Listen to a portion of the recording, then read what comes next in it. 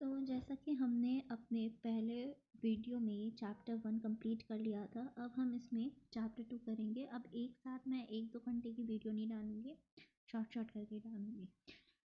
तो अभी हमारा जो चैप्टर है वो है दर्शन निरूपण। दर्शन से हम क्या सकते हैं, दर्शन का मतलब किसी भी चीज़ को देखना, टू सी एनीथिंग, ठीक है। निरूपण वही उसके बारे में जानना।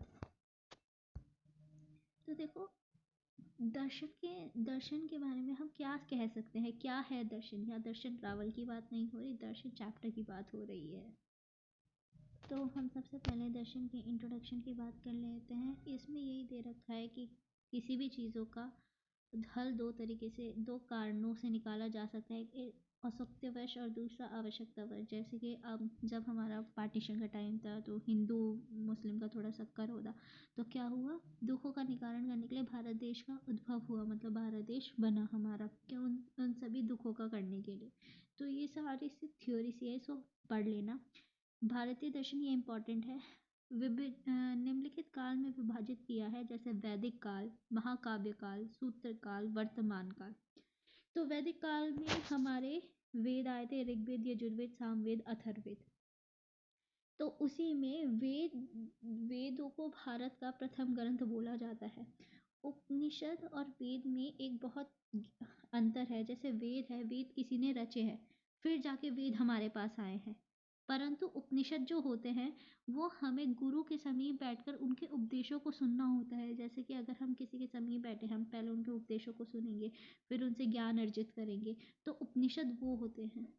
तो उपनिषद को हम क्या भी कह सकते हैं, जैसे कि हमारा एक बहुत फेमस ग्रंथ है, जैसे बहुत महत्वपूर्ण ग्रंथ है हमारा, क्या है, गीता।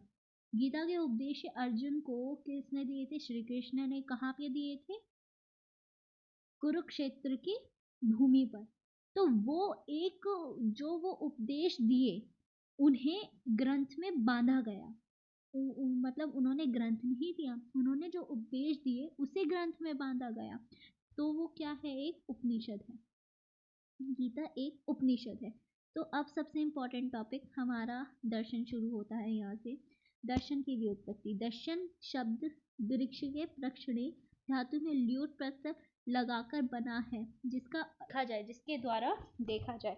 तो अर्थ मतलब इसका सीधा साधा ये है, अगर हम किसी भी चीज़ बात करें, अगर हम किसी भी शब्द की बात करें, कोई भी शब्द अगर हम बात करते हैं उस शब्द की, तो या तो वो उपसर्ग लगा के बना होता है या फिर वो प्रत्यय लगा के बना होता है। अगर उपसर्ग होता है तो वह मूल धातु के आगे लगा होता है, और प्रत्यय होता है तो मूल धातु के पीछे लगा होता है।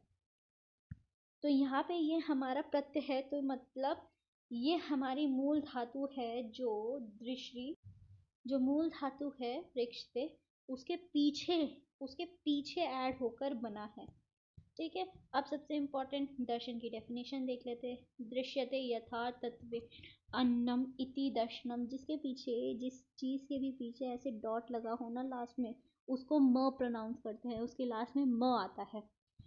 तो दृश्यते यथार्थ तत्वन्नम अनेन इति दर्शनम। जो शास्त्र यथार्थ तत्व को समझने का दृष्टिकोण प्रदान करता है उसे दर्शन कहते हैं। दृश्यते ही अनेनिति दर्शन। असत और सत्य पदार्थों का ज्ञान ही दर्शन है, जिसकी सत होती है, जिसकी सत्ता नहीं होती। असत और सत्य ये है, ठीक है। ये विशेष रूप से विचार किया गया कि वो ज्ञान मीमांसा, तत्व मीमांसा, नीति, तर्क और सौंदर्य शास्त्र। संख्या देख लेना, संख्या इनकी 16 होती है, परंतु इसमें से कुछ आस्तिक दर्शन होते हैं और कुछ नास्तिक दर्शन होते हैं। आस्तिक दर्शन वो होता है जिनके भगवान के प्रति आस्था होती है, श्रद्धा होती है, और नास्तिक वो होते हैं जिनको भगवान के प्रति निष्ठा नहीं होती, मतलब वो किसी साकार रूप का वर्णन नहीं करते। अब यहाँ एक चीज़ हमें पढ़नी है, हम देखो, आस्तिक और नास्तिक जो दो चीज़ें हैं उनमें अंतर क्या है। जो आस्तिक है वो एक साकार रूप तो पूछता है, जैसे अगर हम श्री कृष्ण कहते हैं तो हाथों में मुरली, सर पे मोर पंख करके एक इमेज आती है, तो उसे हम एक साकार रूप कहते हैं। और जो निराकार रूप की हम बात करते हैं तो वो होता है जैसे कण कण में भगवान है। समझे दोनों में अंतर। अब बात करते हैं फटाफट सांख्य दर्शन की। देखो, सांख्य दर्शन हमने पीछे पढ़ा था कि सांख्य दर्शन क्या है। सांख्य दर्शन हमारे कपिल मुनि ने दिया है। सबसे पहले तो इसमें कितने तत्व हैं? इसमें है 25 तत्व। वो हमने फर्स्ट चैप्टर की टेबल में देखा था कि सांख्य दर्शन में हमारे कितने तत्व है? 25 तत्व। तो उसके बारे में बात कर लेते हैं। सांख्य दर्शन निरेश्वर दर्शन है, कपिल मुनि ने दिया है।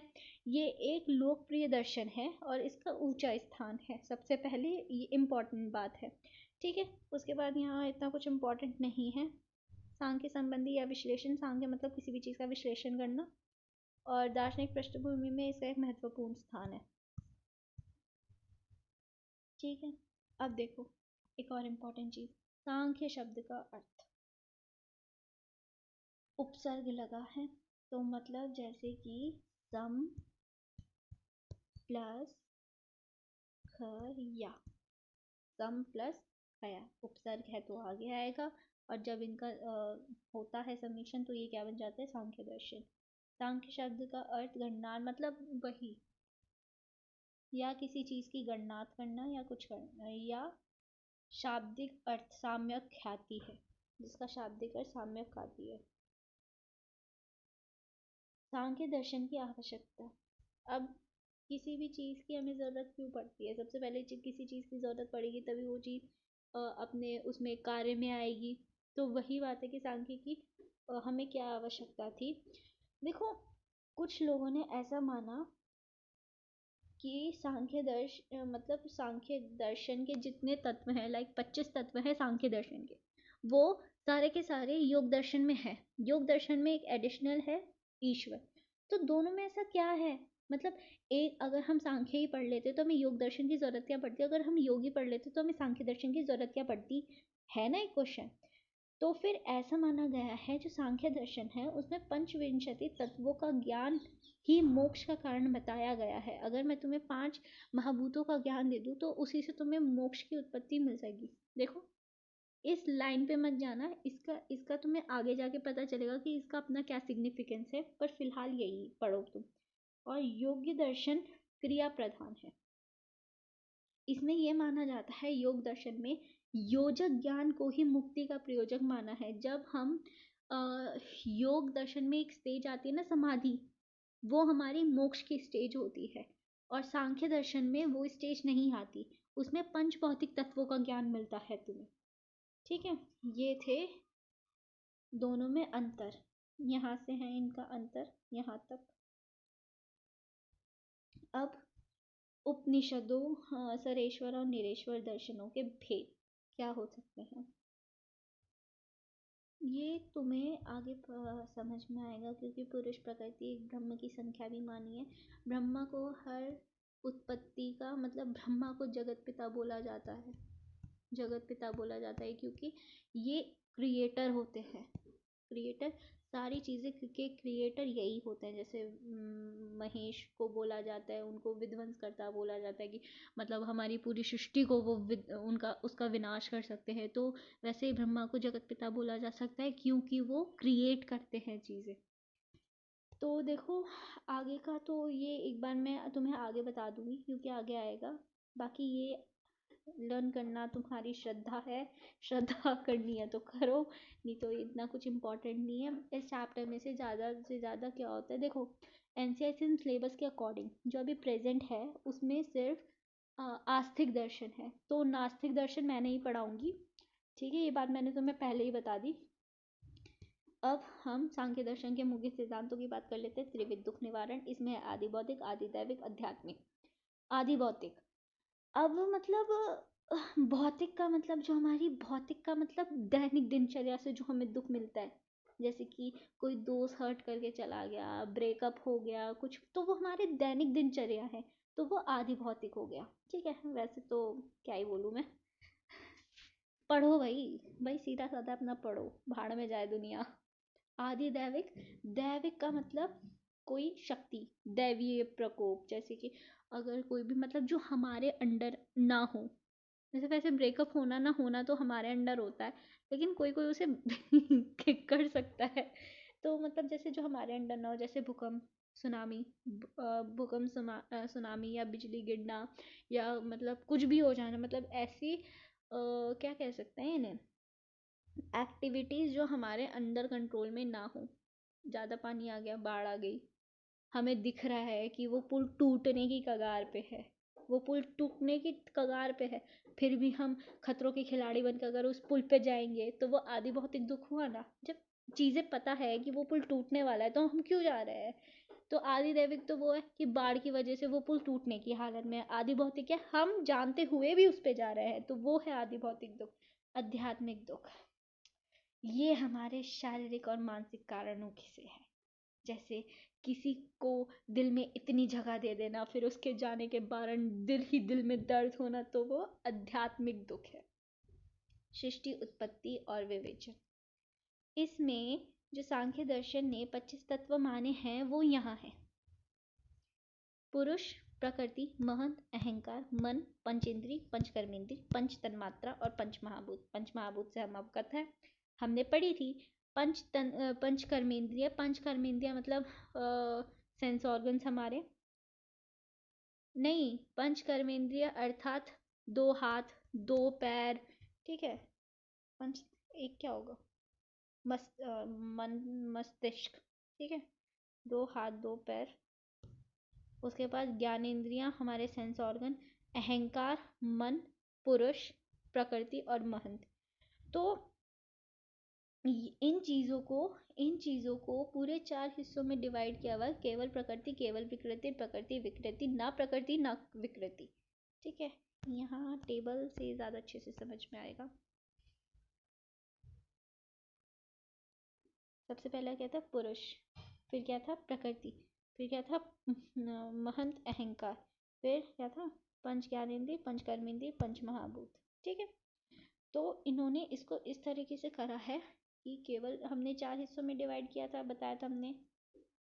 फिर उसमें इन्होंने तत्व को प्रधानता दी है, मतलब इन्होंने कहा है कि जैसे प्रकृति केवल प्रकृति से बनी होती है, ना ये किसी चीज़ पर आधारित होती है, ना ये किसी चीज़ से, मतलब ना ये किसी चीज़ को पैदा करती है और ना किसी चीज़ से उत्पन्न होती है, ये केवल अपना उसमें होती है, केवल प्रकृति। इनका इसका अर्थ क्या है कि ये किसी चीज़ से, हाँ, केवल विकृति का मतलब ये किसी चीज़ से उत्पन्न तो होते हैं, ये इनका फॉर्मेशन तो होता है, पर ये अन्य किसी चीज़ को उत्पन्न नहीं करते। प्रकृति और विकृति ये उत्पन्न होते भी हैं और उत्पन्न करते भी हैं, ना तो ये उत्पन्न होते हैं ना ये किसी से उत्पन्न करते हैं, ठीक है। एक बार इसका लिखा हुआ है, मैं वो भी दिखा देती हूँ। देखो यहाँ केवल प्रकृति, केवल प्रकृति को केवल प्रकृति की श्रेणी में रखा जा सकता है, क्योंकि केवल प्रकृति कारण होती है, वह किसी की विकृति का कारण नहीं होती। मतलब इनडायरेक्टली मतलब ये बोला गया है कि ये मूल प्रकृति है, ना ये किसी से उत्पन्न होती है, ना ये किसी से डिस्ट्रॉय होती है, ना इसको हम बना सकते हैं, ना इसको हम तबाह कर सकते हैं। केवल विकृति क्या होती है, वो उत्पन्न होती है परंतु किसी अन्य तत्व को उत्पन्न नहीं करती, ठीक है। और फिर उसके बाद प्रकृति और विकृति ये क्या है, ये किसी को उत्पन्न करते हैं और किसी से भी उत्पन्न होते हैं। और ना प्रकृति ना उत्पन्न होती है ना किसी से उत्पन्न करती है, इसमें हर जगह से नो है, अ बिग नो, ठीक है। तो प्रकृति मूल प्रकृति है, ना प्रकृति ना विकृति, अ बिग नो, ना किसी को उत्पन्न करेगी ना किसी से उत्पन्न होगी। कि विकृति बनती तो है पर आगे मना कर देती है, मानती तो है सारी बात पर जब पूछता हूँ तब मना कर देती, ठीक है। और प्रकृति और विकृति ये बनती भी है और बनाती भी है, क्या समझ गए हो, ठीक है। अब एक और आती है चीज, वो है सृष्टि उत्पत्ति। सृष्टि उत्पत्ति, ठीक है। सृष्टि उत्पत्ति का अर्थ है इस सृष्टि का निर्माण कैसे हुआ। देखो किसी भी चीज़ों का अगर निर्माण होता है तो वो, हमारे न्यूटन जी ने क्या थ्योरी दी थी कि किसी भी चीज़ का निर्माण होता है तो वो किससे होता है, एटम से होता है, ठीक है। एटम से भी छोटे वो न्यूक्लियन, प्रोटॉन्स, ठीक है, न्यूट्रॉन्स, इन सब से होता है। तो हमारे आचार्यों ने क्या बोला है कि अगर हमें किसी भी चीज़ का निर्माण करना है तो उसके लिए पुरुष और प्रकृति 2 चीजें होती हैं, उनसे महंत की उत्पत्ति होती है, महंत से अहंकार की, ठीक है। सांख्य ने मूल प्रकृति को 3 गुणों में सत्व, रज, तम तब प्रलय की स्थिति होती है। प्रलय से निश्चित प्रकृति और मूर्त प्रकृति के अतिरिक्त कुछ शेष नहीं बचता। जब ये तीन गुण न्यूनाधिकतम मतलब जीरो होते हैं, इनमें हलचल होती है, सब सृष्टि का निर्माण होता है। अब देखो, ये है जब ये इक्वल अवस्था में रहेंगे तब सृष्टि की उत्पत्ति नहीं होगी, हो ही नहीं सकती सृष्टि की उत्पत्ति, क्योंकि अगर दो, याद रखना, कुछ भी चीज़ अगर कोई भी रिश्ता चलाना हो तो उसमें दोनों डोमिनेटिंग चल वो रिश्ता चल नहीं सकता। वैसे ही जब ये लोग अपने अपने समावस्था में हो तो वो रिश्ता निभ नहीं सकता। तो वैसे ही जब ये अपने न्यूनाधिकतम होते हैं तब इनमें हलचल होती है और फिर सृष्टि का निर्माण हो सकता है। ठीक है, अपने अपने स्वार्थ के लिए एक दूसरे की अपेक्षा करते हैं। प्रकृति और पुरुष के संयोग होने पर सर्वप्रथम सत्व गुण की प्रधानता होती है। सत्व गुण को उत्तम गुण माना जाता है, ये हम क्रिया शरीर में भी पढ़ेंगे। इसका ज़्यादा अच्छा डिस्क्रिप्शन यहाँ भी है, अष्टांग में भी है और क्रिया में भी है। ठीक है, रजोगुण और तम गुण। तम गुण अंधकारता का होता है। तम गुण अंधकारता का होता है। महंत तत्व में रजोगुण की प्रधानता से अंधकार की उत्पत्ति होती है। अंकार में तत्व सत्व की प्रधानता से पंच ज्ञानेंद्री हो गई हमारी। पंच कर्मेंद्री पानी वायु उपस्थित है। उपस्थित मन नहीं है और मन की उत्पत्ति होती है, मन भी है, सॉरी, यहाँ हमने मस्तिष्क बोला था, मस्तिष्क नहीं, उपस्थित है। ठीक है, ये भी याद कर लेना, पंच कर्मेंद्रिय में क्या आता है, पंच ज्ञानेंद्रिय में क्या आता है। ये तो अब बात कर लेते हैं एक और इम्पोर्टेंट चीज़ की, जो है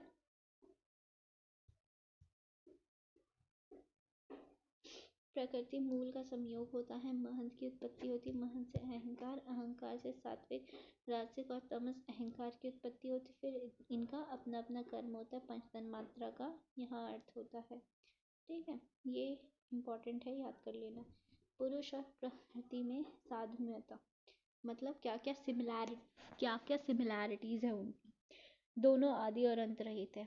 ऐसा निर्माण है सृष्टि का, मतलब ब्रह्मांड का कोई अंत नहीं है, उसका कोई आदि नहीं है। ठीक है, निराकार है और दोनों सर्वगत है।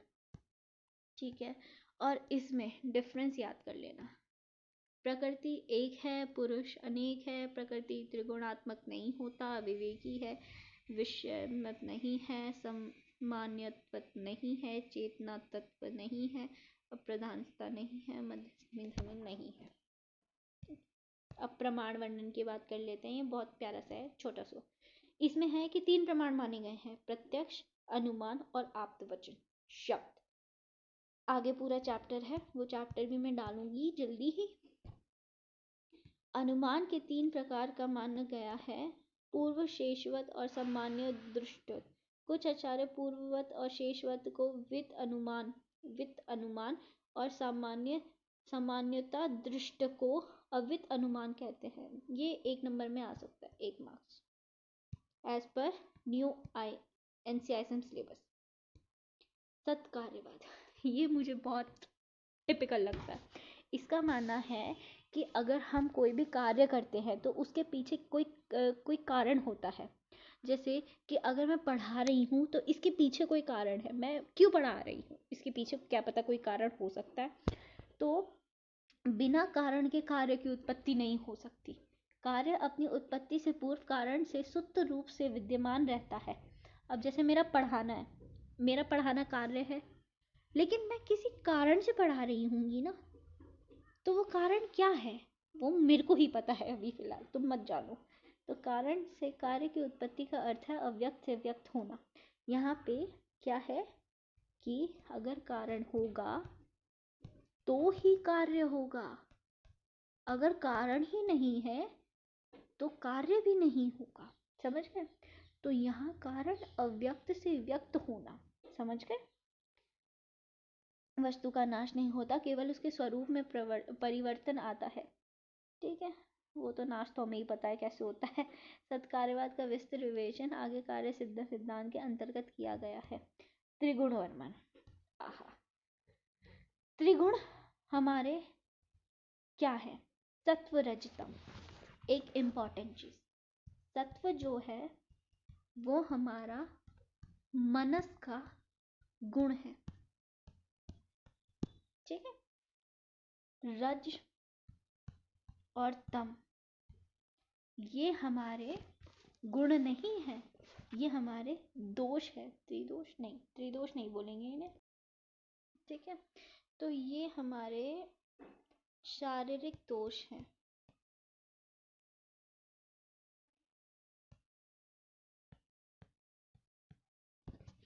नहीं, रुको रुको रुको रुको, अरे यार सारा मिट गया, ठीक है। तो सत्व जो है वो हमारा मानसिक गुण है, पर रज और तम है वो हमारा मनस का दोष है। तम का मतलब होता है अहंकार, मतलब अहंकार और या अंधकार, ठीक है। हाँ तुम पढ़ रहे थे ना कि यह त्रिगुण है सत्वरजतम। सत्व गुण प्रीति को दर्शाता है, किसी की इंटेलिजेंस को। रजगुण अप्रीति को दर्शाता है और तमगुण विषता को दर्शाता है। विषता मतलब उसके स्वरोज जितने भी होते हैं, जितने भी ग्रिफ होते हैं, उन सबको दर्शाता है। तीनों गुण एक दूसरे से अभिवाय करते हैं, एक दूसरे को दबाते हैं, ठीक है। देखो कोई भी ये तीनों अकेले कार्य नहीं कर सकते, ठीक है। ये दोनों एक दूसरे में आश्रित होते हैं और एक दूसरे को उत्पन्न करते हैं और साथ साथ रह सकते हैं। अगर हम कहें कि सत्व सत्व उत्पन्न हो तो ऐसा नहीं होगा। ये लोग क्या करते हैं, एक दूसरे के साथ रहते हैं और एक दूसरे को उत्पन्न करते हैं, साथ साथ रहते हैं। हम साथ साथ हैं। ये श्लोक तुम्हारी मर्जी है, करना है तो ठीक है। और इसको देख लेते हैं एक बार हम। सत्व गुण लघु और प्रकाशक होता है। रज गुण उपष्टक करने वाला, चलाने वाला होता है। तम गुरु होता है और कार्य को रोकने वाला होता है। जिस प्रकार दीपक, तेल और बत्ती अलग अलग होने पर भी एक ही प्रयोजन को पूरा करते हैं, उसी तरह ये एक अच्छी लाइन है। इसे तुम एग्जामिनर के मुंह पे फेंक के मार सकते हो, ठीक है। अब हम बात कर लेते हैं षड्गबंध अधपंगु न्याय। देखो इससे ही समझ जाओ ये न्याय क्या है। षडंग बंद या अधपंगु न्याय। देखो पंगु का अर्थात होता है जो लंगड़ा होता है। अंध का मतलब क्या होता है, जो अंधा होता है, ठीक है। अब एक इंसान है, देखो यहाँ मैंने दो इंसान बनाए हैं, ठीक है। एक तो बेचारा देख सकता है पर वो चल नहीं सकता क्योंकि उसका एक पैर नहीं है। मतलब एक पैर नहीं है क्या, दोनों ही पैर गायब कर देते हैं, डोंट वरी, एक सेकेंड ना, दोनों ही पैर गायब कर देते हैं। तो ये चलेगा कैसे, नहीं एक तो जरूरी है, मतलब ये भी मरियल सा पैर है इसका, ठीक है। और ये बेचारा देख नहीं सकता, इसकी गोटियां नहीं है, जैसे इसकी गोटियां है वैसे इसकी गोटियां नहीं है। तो अगर इन्हें कहीं पहुंचना है, जैसे अगर ये यहाँ जा रहे हैं, इन दोनों को यहाँ जाना है, तो ये बेचारा तो चल नहीं सकता और ये बेचारा देख नहीं सकता। तो क्या होगा, क्या लगता है क्या हो सकता है, ये तो चल नहीं सकता और ये देख नहीं सकता। तो हम क्या करेंगे, हम अपनी इंटेलिजेंस दर्शाते हुए इसको इसके सर के ऊपर बिठा देंगे, जिससे ये इसे जगह बताता रहे और ये दोनों अपने गंतव्य तक पहुंच जाए, समझे, ठीक है। एक बार और देख लेते हैं।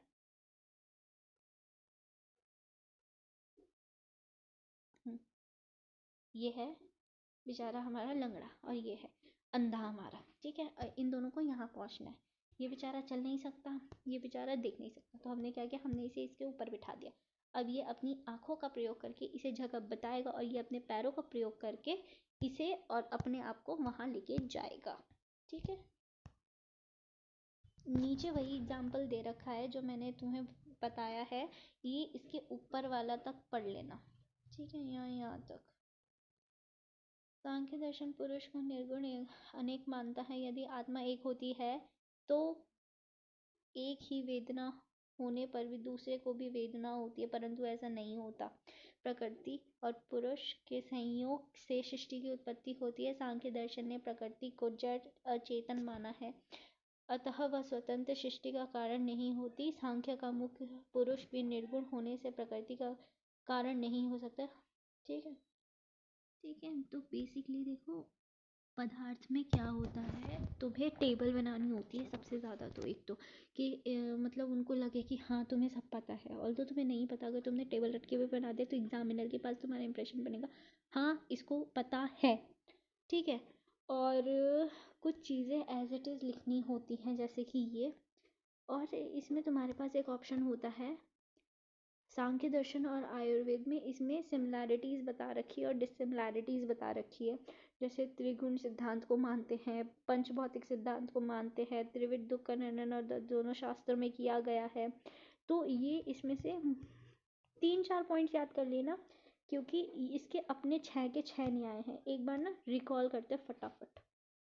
तो हमने क्या पढ़ा? हमने पढ़ा सांख्य दर्शन कितने पार्ट में होता है?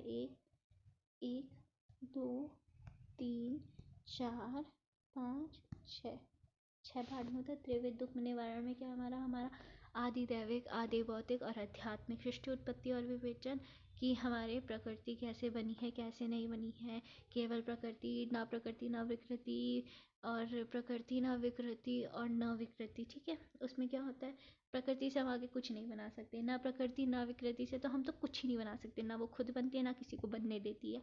ठीक है, उसके बाद न प्रकृति से हम क्या कर सकते हैं, हम उसका निर्माण कर सकते हैं पर हम आगे नहीं बना सकते। न विकृति जो खुद किसी से बनी होती है और आगे उत्पत्ति करने में भी मदद होती है। प्रमाण हमारे इसमें कितने प्रमाण बताए गए हैं? तब बताओ, 3 प्रमाण बनाए गए, प्रत्यक्ष, अनुमान और आप्त वचन। प्रत्यक्ष, अनुमान और आप्त वचन। षडम वही अधपंगु न्याय, त्रिगुण सत्व रजतम की इम्पोर्टेंट क्या है, ये एक दूसरे में आश्रित होते हैं, एक दूसरे को दबाते हैं और एक दूसरे को उत्पन्न करते हैं, और क्या साथ साथ रहते हैं। सत्कार्यवान, बिना कारण के कार्य की उत्पत्ति नहीं होती। किसी भी कार्य की उत्पत्ति के पीछे उसके पीछे एक क्या होता है, कारण। ठीक है, अब इतना ही। अब अगला वाला फटाफट पोस्ट करेंगे।